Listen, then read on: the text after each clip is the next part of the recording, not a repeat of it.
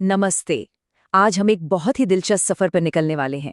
हम ये जानने की कोशिश करेंगे कि कैसे हम अपनी आस्था को सिर्फ कुछ रस्मों से आगे ले जाकर उसके गहरे व्यक्तिगत अर्थ को खोज सकते हैं।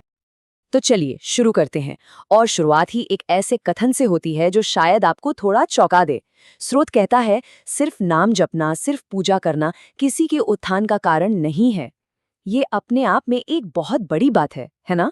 ये हमें सोचने पर मजबूर करता है कि सच्ची आध्यात्मिक प्रगति आखिर है क्या? तो फिर सवाल ये उठता है, अगर सिर्फ रस्में ही काफी नहीं हैं, तो फिर क्या है? असली आध्यात्मिक प्रगति के लिए और किस चीज की जरूरत है? आइए इस सफर के पहले हिस्से में इसी का पता लगाते हैं। हमारा पहला पड़ाव है खोखली रस्मों से परे। यहाँ हम ये समझेंगे कि सच्ची आध्यात्मिक उन्नति केवल कुछ क्रियाओं को दोहराने से नहीं होती, बल्कि उनके पीछे जो सिद्धांत हैं उन्हें अपने अंदर उतारने और जीने से होती है। देखिए, यहाँ करने और होने के बीच का फर्क कितना साफ है। एक तरफ है मशीन की तरह जप करना या समारोह करना, और दूसरी तरफ है उस जप के अर्थ को समझना और उन मूल्यों को अपनी जिंदगी का हिस्सा बनाना। असली बात तो अंदरूनी बदलाव की है। स्रोत पूछता है, कौन सी ईर्ष्या छोड़ी, कौन सा क्रोध छोड़ा? जब तक मन साफ नहीं होता, तब तक ये सब कुछ बस दिखावा है।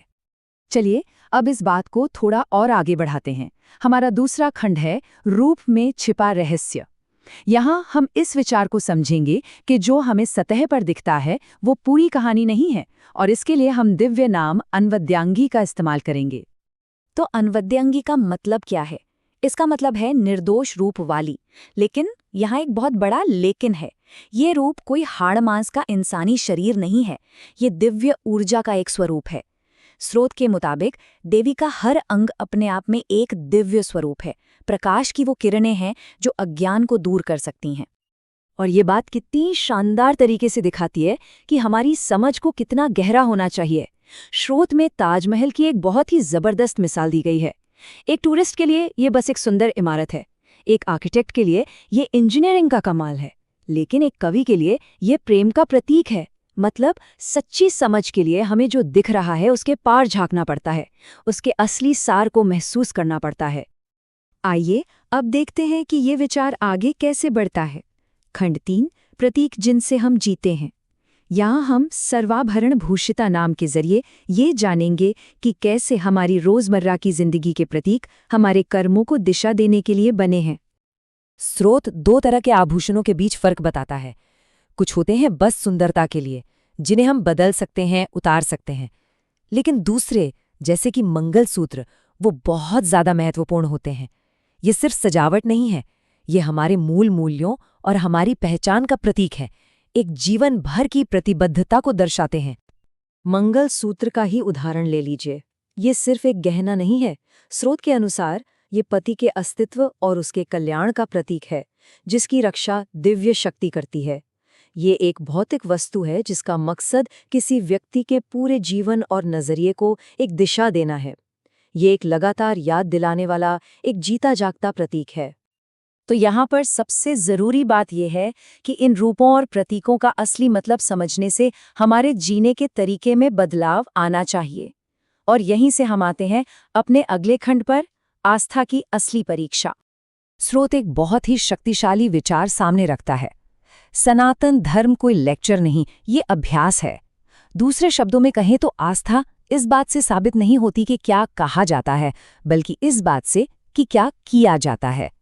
सारा खेल अनुष्ठानम का है, यानी उसे अपने आचरण में लाने का है। ये स्लाइड दिखावे की आस्था और असल में जी जाने वाली एकीकृत आध्यात्मिकता के बीच के फर्क को बहुत ही शानदार ढंग से दिखाती है। क्या आस्था का संकेत बहुत सारे प्रवचनों में जाना है, या फिर करुणा से भरी जिंदगी जीना है और उन प्रतीकों को अपने व्यवहार को बदलने देना है? स्रोत का तर्क है कि सच्ची भक्ति किसी के कर्मों में दिखनी चाहिए। ये हमें एक पल रुककर खुद से सवाल करने पर मजबूर करता है। सवाल ये है, क्या किसी का विश्वास उसके कामों में दिखाई देता है? क्या अंदरूनी विश्वास और बाहरी व्यवहार में एक तालमेल है? ये एक गहरा सवाल है जो इस दार्शनिक विचार को असल जिंदगी से जोड़ता है। ये सब कुछ हमें हमारी आखिरी मंजिल की ओर ले जाता है। हमारे अंतिम खंड में मुक्ति का एक रोड मैप, हम शिव कामेश्वरांगस्था की अवधारणा को एक प्रैक्टिकल रास्ते के तौर पर समझेंगे। इस कॉन्सेप्ट को समझने के लिए हमें शिव और कामेश्वर के बीच का फर्क समझना होगा। शिव है शुद्ध, अविभाजित क्षमता, जैसे सोने का एक ब्लॉक, और कामेश्वर है प्रकट करने और बनाने की इच्छा, जैसे उस सोने से बनी अंगूठियां। ये शुद्ध क्षमता से सक्रिय अभिव्यक्ति में एक ब्रह्मांडीय बदलाव है। ये उदाहरण एक बहुत गहरे आध्यात्मिक विचार को बड़ी खूबसूरती से आसान बना देता है। सोना वास्तविकता है, अंगूठियां रूप हैं। अंगूठियों को पिघलाया जा सकता है, लेकिन सोना बना रहता है। ये बनाने वाले और उसकी बनाई हुई सृष्टि के बीच के रिश्ते को दिखाता है। सृष्टि अलग अलग रूप ले सकती है, लेकिन उसके पीछे की असलियत हमेशा वही रहती है। तो उस सोने तक वापस कैसे लौटा जाए? स्रोत मोक्ष के लिए एक 4 चरण का रोड मैप देता है। पहला, सालोक्य, ये महसूस करना कि व्यक्ति दिव्य के साथ एक ही स्थान में है। दूसरा, सामीप्य, ध्यान के जरिए दिव्य के और करीब जाना। तीसरा, सारूप्य, दिव्य गुणों को अपनाना। और आखिरी में सायुज्य, उसी स्रोत में वापस विलीन हो जाना, ठीक वैसे ही जैसे एक अंगूठी सोने में पिघल जाती है। और ये सब हमें एक आखिरी बहुत गहरे सवाल पर लाकर छोड़ देता है, जो इस पूरे सफर का निचोड़ है। क्या कोई सिर्फ अंगूठी की तारीफ कर रहा है, या उसे ये एहसास है कि वो खुद ही सोना है? ये रूप से परे देखने और अपनी सच्ची दिव्य प्रकृति को पहचानने की अंतिम चुनौती है।